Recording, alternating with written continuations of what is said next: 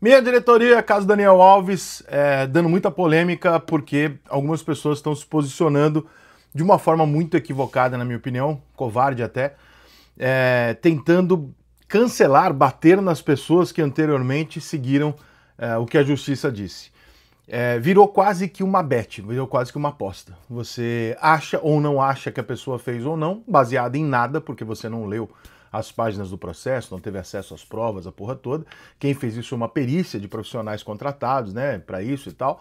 Polícia, justiça espanhola, tal qual você também, como eu, não conhecemos.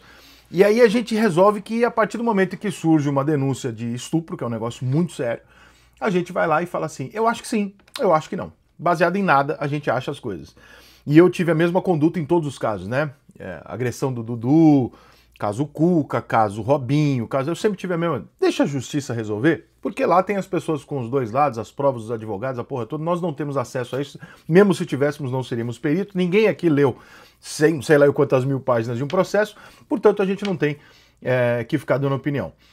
A justiça espanhola decidiu que o Daniel Alves era culpado.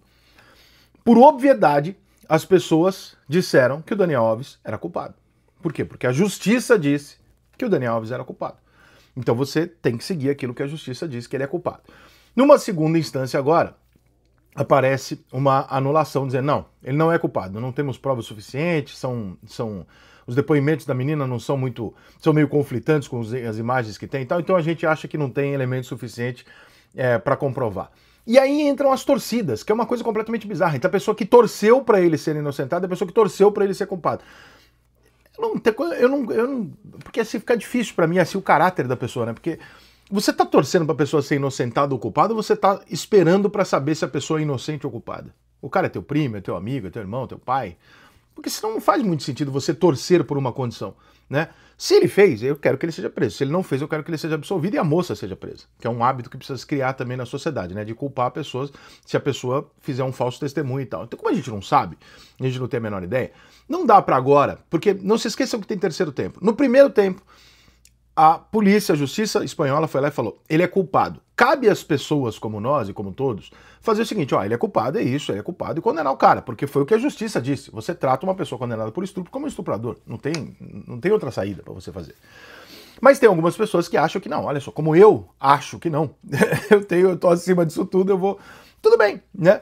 Mas condenar agora, que numa segunda instância ele reverteu, as pessoas que no primeiro momento seguiram o que disse a justiça, é uma dose de lacre invertido, né? De tentativa de sobressair a um fato absurdo, porque você não tem essa informação. Então, quem disse que ele era culpado, quando a justiça disse que ele era culpado, seguiu apenas a justiça.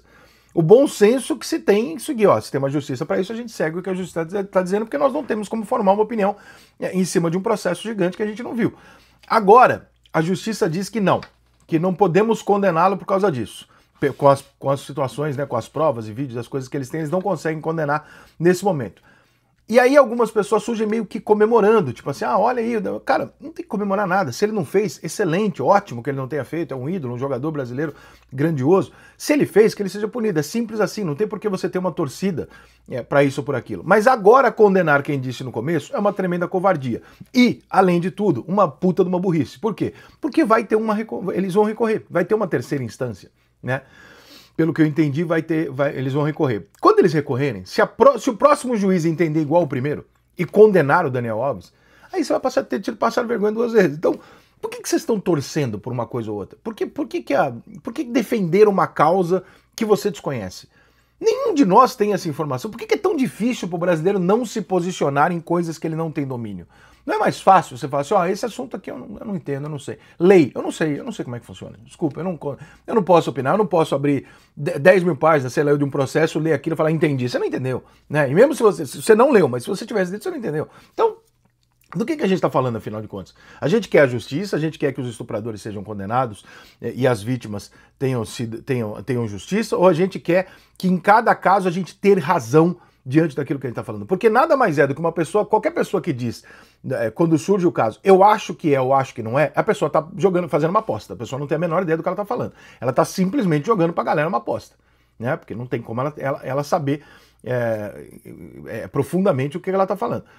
Se toda vez que a justiça mudar, você, ao invés de seguir a justiça, você mantiver uma opinião e fizer condenar quem seguiu a justiça anteriormente, a gente tem uma noção de sociedade impossível, porque significa que o que a justiça fala, a gente tem o direito de seguir ou não.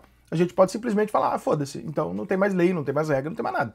Né? Se a gente estivesse falando ainda da justiça brasileira, eu acho que a gente podia até gerar um benefício aí para as pessoas. Você pode duvidar, porque realmente as coisas são muito complicadas no Brasil, né? Se a gente vê traficante sendo solto, etc., a gente fica meio constrangido, né, em discutir esse assunto. Agora, a gente não tem muito histórico para duvidar e achar que a espanhola é do nível que acontece as coisas no Brasil. Então, cara, se a gente não sabe do que a gente está falando, se a gente não sabe o que aconteceu, e ninguém sabe o que aconteceu, talvez só os dois, porque só os dois estavam dentro do banheiro, por que a gente tem que torcer ou partir do princípio que a menina é isso ou que o Daniel Alves é aquilo? Deixa a justiça definir.